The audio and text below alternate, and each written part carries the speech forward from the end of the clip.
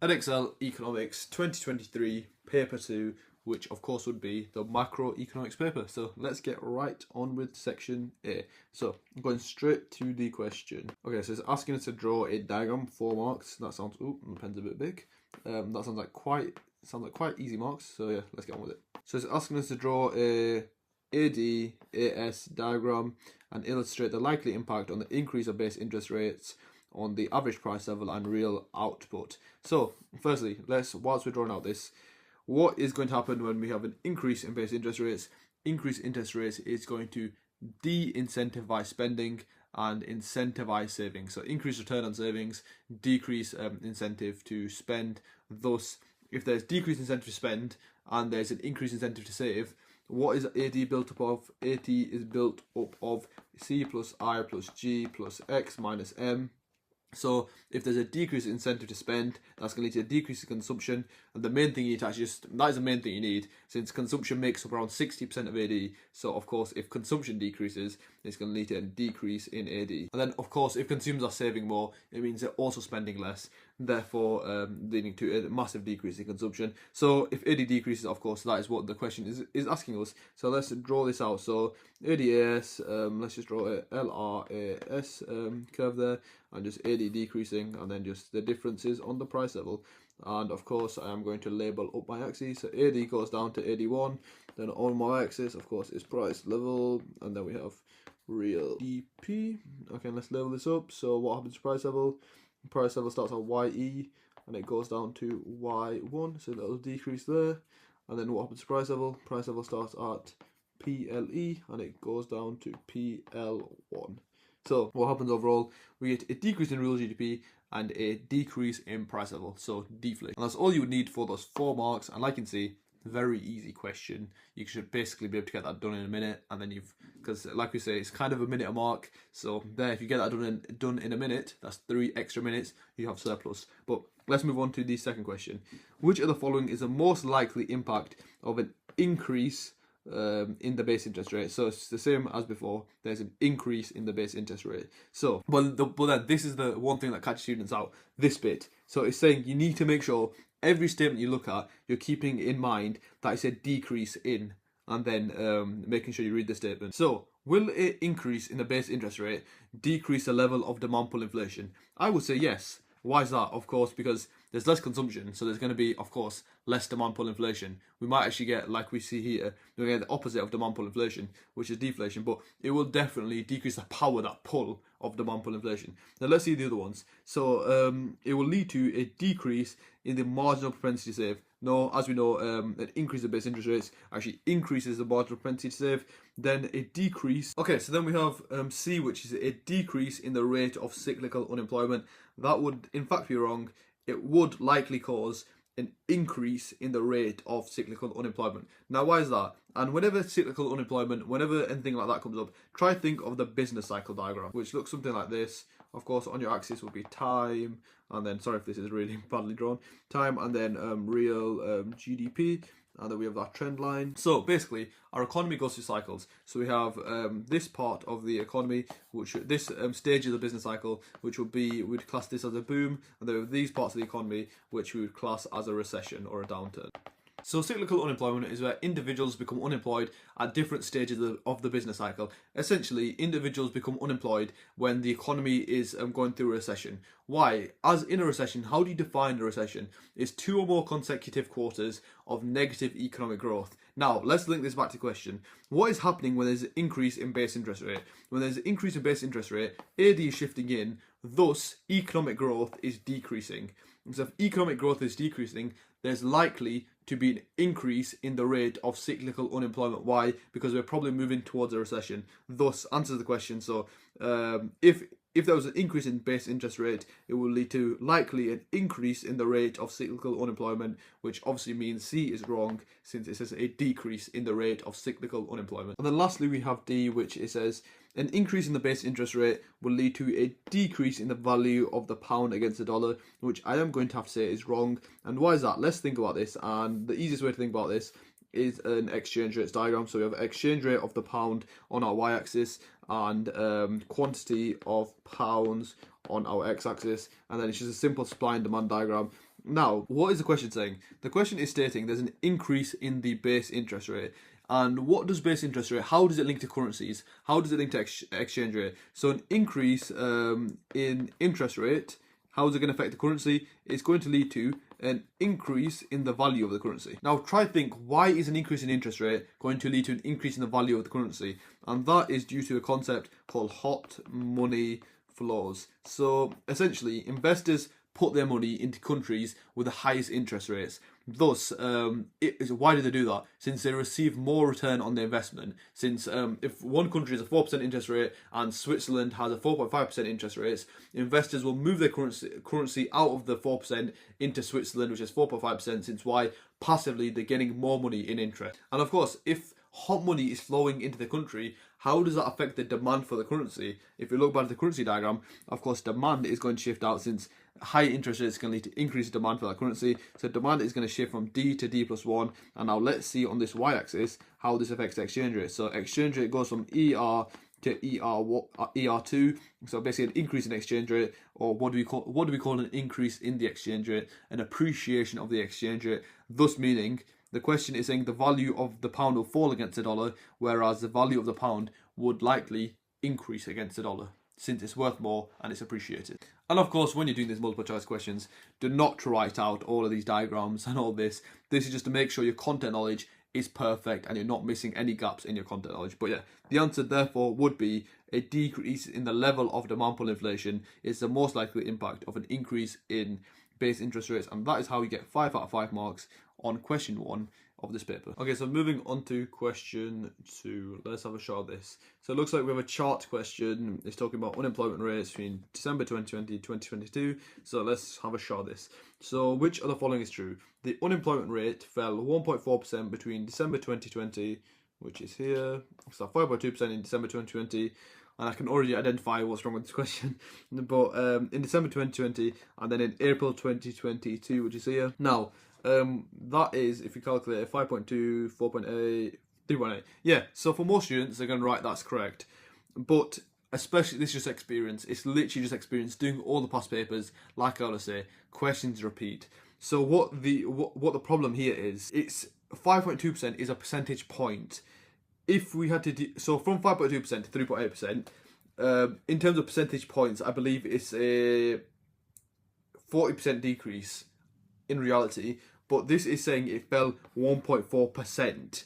So this is saying it fell 1.4%, not it fell 1.4 percentage points, since the actual percentage difference between 5.2 and 3.8% is, I think, around, well, so the difference between 5.2 and 3.8 percentage points, I think, is around 38%. So basically, this question is incorrect, as instead of mentioning the percentage points, is mentioning the absolute percentage. Let's have a look at the other options to see which of the other ones are correct. So the unemployment rate fell by 1%, and this is exactly what I'm speaking about. So percentage point. So if that mentioned the unemployment rate fell by 1.4 percentage points between December 2020 and April 2022, that would be absolutely correct. However, it's saying an absolute percentage. It's saying it fell 1.4%, which of course it did not, as it fell about, like I said, I think about 40%. But the way I've calculated 40% is just basically 5.2 take away 3.8 divided by 5.2. That's how you calculate a percentage change.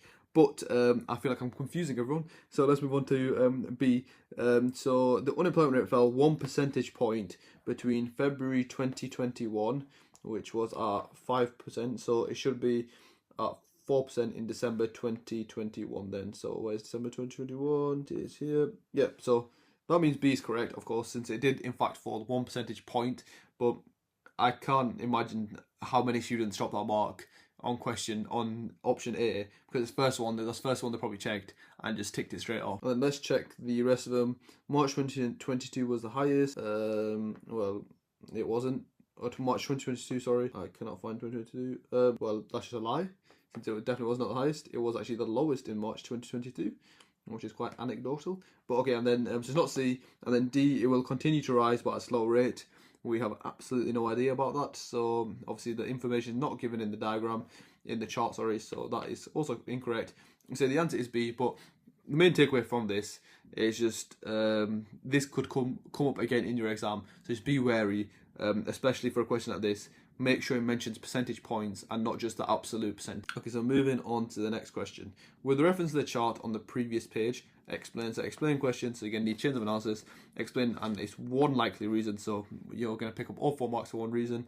One likely reason for the change in the UK's rate of unemployment. Now that is a nice question. Okay, and first thing I'm going to do is go back to the chart and actually see what's happening. So from December 2020 to June 2022, we're seeing a gradual decrease in the levels of unemployment. So the question is basically asking us, what is one likely reason for the for a decrease in the rate of unemployment in the UK between 2020 and 2022? And what is the first thing that comes to your mind? So essentially, why is the level of unemployment decreasing from December 2020 to June 2022? And the things with these questions, what a lot of students get confused on, it is not actually, even though I've given you the dates here, a lot of you might have jumped to, or something like COVID, something like that. It's not actually assessing you any bit on your real world application. All you need to do is give basically some economics theory example. So what can cause a decrease in the level of unemployment? Something really simple like just a shift out of AD, an increase in maybe consumption, and just an increase in aggregate demand. It's not actually looking for you to think about what happened between 2020. So a lot of students would have wrote COVID, but it's not looking for that real world example. It's just looking purely at economic theory. And then of course you will have the application mark, which you would be able to pick up just from using this chart in your answer. So the way I'd phrase this question is, one likely reason for the general decrease in the level of unemployment in the UK is an increase in the level of consumption. Then I might put this at the start. So saying consumption is around 60% of AD, thus leading to an increase in AD. And a classic question I always get by students is, why do you basically rewrite out the question at the start? Is one big thing examiners are looking for, not so much for your section A, but it's really good practice, and I've just got it by practice, is a mark a lot of students receive is they're not answering the question directly. And if you receive that mark on your exam paper, if the examiner identifies you're doing that, anything you write is of no credit, of no value, you're going to pick up no marks. One of the biggest and the easiest ways to avoid that is just use the exact words in the question. Why? Because that means your point is going to have to directly answer the question, so everything you write is going to be relevant. So the easiest way to avoid that horrible mark, that horrible annotation on your paper of it's not relevant, is by just using the words in the question and showing the examiner you're directly answering the question. So now, before I carry on my chain of analysis, I am going to include that bit of application. So I'm going to write for example, so using words like for example, E.G, being explicit to the examiner. If they are just scanning through your answer, they can pick up on these words, meaning that they will give you the application mark. So for example, this decrease in unemployment, and then I'm just going to find some stats from the figure. So just quoted the figure there. So December 2022, we had 5.2%, there were 3.8% in June 2022. And then I'm just going to finish off that chain of analysis just to make sure I pick up that analysis mark. So an increase in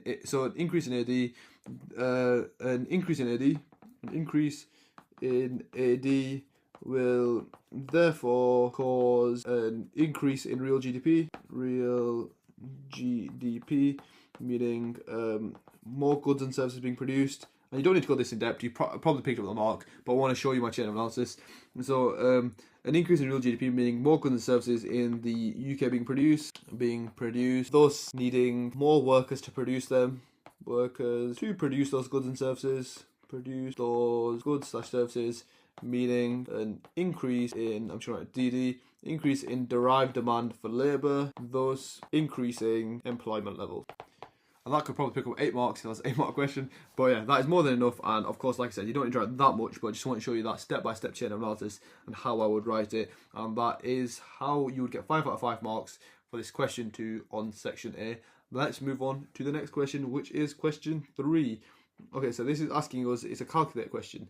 Calculate the value of the total forecast GDP in 2022 is 2 marks here, and then we are given the real GDP from 2020 to 2022. Okay, so this is quite an easy question. It might take you about a couple of 10-20 seconds to just find what you actually need to do, but essentially the question is asking you, we're going to take 2198,473, so this value, and if you look at the table, it's just the annual percentage change on the previous year. And the annual percent change for 2022, of course, that is the value we need to calculate, is 3.5%. So what we would do to this value, you divide it by 100, and then since it says there's been a 3.5% percentage, so 3.5% increase on the previous year. How can we get that value? We're therefore going to times it by 103.5%. I think you can see this, and therefore it's going to give us this value of 2 trillion. It looks like, no, 2 million. Yeah, 2,275,419 pounds, which we are going to write down here. And I'm going to round that value up to 420 actually, since it's very likely appropriate. And it is in pounds. And remember, second mark probably here. I remember second mark here is likely for the units. It's in pounds, but it's also in millions. I'm sure, right? Millions, and that should be enough. And that is enough to secure you the 2 marks there. So like I already said, it's very simple percentage change. But then just make sure keep an eye on your units, as that is an easy mark you can draw. Alright, so moving on to the next part of this question. So explain question. One likely, so only one reason, one likely cost of the UK real GDP falling by 9.9% in 2020, and that's 2 marks. And this is pretty much exactly the same as the last question we just answered. So that the question 2C, I think it was 2C, the 2B, we just answered that an increase in real GDP is going to lead to an increase in employment. Here it's asking us, what is a decrease in real GDP going to lead to? So I'm going to just say a decrease in real GDP is going to lead to a decrease in employment, and then just going to explain, like I did before, why that happens. So a decrease in employment as less. So what is GDP? Less gross domestic product. And if basically, essentially, if there's less products, if there's less goods and services being produced, there's less demand for workers, as we need less workers to produce those goods and services. Thus, less demand for work. And yeah, that would be enough to get into 2 marks, and there's 1 mark left here, so I think it's going to be a multiple choice question, which it is. So which of the following is most likely to lead to an increase in potential economic growth? So an increase, like I always say, just keep wary of this little bit, as it can trip you up. Okay, so an increase in consumption would lead to an increase in the potential economic growth. That is not correct. Why? Since you probably learned about this back when you learned about ASAD, the LRAS, etc. An increase in consumption, of course, as we know, is going to lead to what? An increase in consumption is going to lead to a shift out of AD to AD1, and that is not potential growth, that is actual growth. And therefore, it would not be an increase. So an increase in consumption would not lead to potential economic growth. Let's see, B, costs of raw materials and energy. Now, an increase in costs is obviously going to cause SRS to shift upwards. It is not going to lead to economic growth. It's going to lead to the opposite, which is a decrease in economic growth a lot of the times. So it is not B. An increase in income tax is going to decrease consumption. A decreased consumption is going to decrease AD. It's going to cause AD shift in. So it's going to lead to a decrease in actual growth in the economy. Then we have D, so it must be D, but let's try to prove why it is. An increase in technological advancements. Indeed, this would be a factor, and it's one of the factors that causes potential economic growth. Why specifically do we call it potential growth? And this would be explained by an LRS diagram. Since, for example, AD can be here. Now, an increase in technological advancement, so for example, a new tractor that's very productive would increase the productive potential of the economy. Thus, it's going to shift LRS out to, sorry, it's a bit wonky, to LRS1. But has real GDP changed at all? No, real GDP has not changed at all. Therefore, there's no actual growth. However, as we know by LRS shifting out to LRS1, there is potential growth. As for example, if AD was, instead of being there, it was somewhere around here, obviously, of course, we have to extend the AD line out. That would mean in the economy, there would have actually been actual growth as well. But so when LRS shifts out, we call it potential growth. And depending on where the AD curve intersects the LRS curve, there is actual growth or not. But yeah, so very simply, the answer to this will be D. And that's how to get 5 marks on your question 3. And now let's move on to the next question, which is a massive graph, diagram, whatever you want to call it, about UK consumption from 2004 to 2021. So which of the following is an example of consumption? Okay, so this genuinely might be the easiest question I've ever seen on an A-level paper, but of course the answer for this would be purchasing new school clothes, as the rest of them are either government spending or investment. And yeah, let's just move quickly on to the next question. So it's 4 marker here. So with reference to the chart on the previous page, Explain question, 4 marks. The likely effect of a fall in the marginal propensity to consume on the level of real GDP. Refer to the multiplier, so that means you have to, unless you don't want to pick up full marks, but refer to the multiplier in your answer. Okay, so what does this actually mean? So a fall in the marginal propensity to consume, you might have heard of it as MPTC. So if there's a fall in marginal propensity to consume, it means individuals, basically consumers, want to spend less. And if consumers want to spend less, again, very simple chain of analysis, it's going to lead to a decrease in consumption. A decreased consumption is going to shift in AD, and since it says refer to the multiplier, you can say at least a downwards, a negative multiplier effect.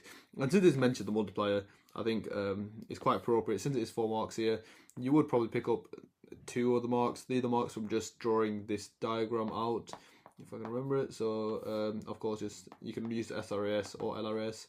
But I'm just going to show a shift in of AD, maybe even twice, just to emphasize the multiplier effect and emphasize a negative multiplier effect. And of course, since it's 4 marks here, that is going to be a mark reserved for application. So it's saying with reference to the diagram, so the diagram talks about UK's consumption. So I'm just going to, since marginal propensity to consume is falling, I'm going to show an example of where consumption is also falling. So of course, just a peak there. So in 2009, we had 86.5%, and then something like that. In 2017, we had 83%. So what I've written is, a fall in the MPC will lead to a negative multiplier effect / value, and then just given a bit of application, of course, like I said, 1 mark is reserved for application. So from 86%, 86.5% in, I think that says 2009, something like that. But yeah, the lower MPC means less consumption, AD shifts in, then just simple chain of analysis, decrease real GDP, decrease deflation, decrease inflation. Thus, that would be enough to get 4 marks there. And yeah, just very simple questions, and like I said, just make sure timing is good, and besides that, section B should be quite fine. And let's move on to question 5.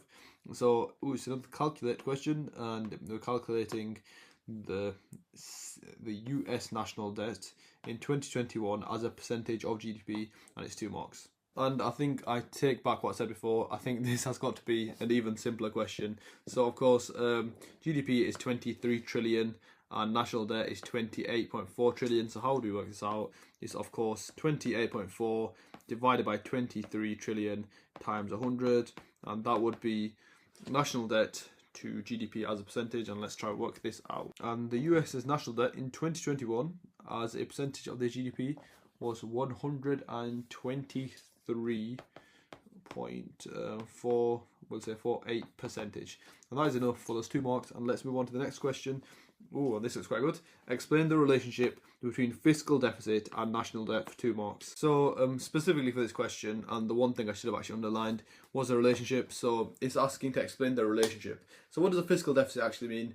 It's just a cool word for basically a budget deficit. So what's the relationship between a budget deficit? So national debt is essentially just accumulated budget deficits. So year on year, every budget deficit we run, it turns into the national debt. And so what is the relationship between a fiscal deficit and a national debt? It's like a positive correlation, isn't it? So if we have a fiscal deficit, we will have a national debt. So there's positive relationship. So what we're going to write is a national debt is an accumulation of fiscal deficits. And so like I might just explain something like, if you have an increase in a fiscal deficit, there's going to be an increase in the levels of national debt, and that would be enough for 2 marks. And again, a very, very simple question, so we are going to quickly move on. But so multiple choice question here. Which of the following is the most likely consequence of an increase in the US national debt?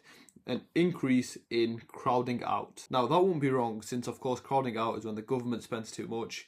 And how do they spend? They spend by borrowing, and when they borrow, increase interest rates, which leads to private firms, it leads to interest rates are too high, thus meaning that private firms are crowded out. So that could be right, but I'm not 100% sure. There might be a stronger answer. Let's think about an increase in inequality. So when you have an increase in US national debt, if there's an increase in national debt, that's probably since the government have spent. If the government have spent, they probably have spent on benefits, on like infrastructure, so it should lead to a decrease in inequality rather than an increase in inequality. So I'm going to rule that one out pretty much, and then C is pretty much the same. I'm going to rule that one out for the same reason, that when the government spends, they likely are going to spend it on that sort of department of benefits, stuff like that. So it will lead to a decrease in poverty. And then lastly, an increase in US national debt is going to lead to an increase in unemployment. And then again, for pretty much a similar reasons, I'm going to say no to that as well, since if the government are spending high, it is going to stimulate the economy. For example, spending on schooling, that's going to create jobs. More jobs is obviously more employment. So yeah, so for this answer, I would therefore say crowding out is the answer. And that is section A done, and that is how to get 25 out of 25 on your June 2023 paper 2 macroeconomics paper.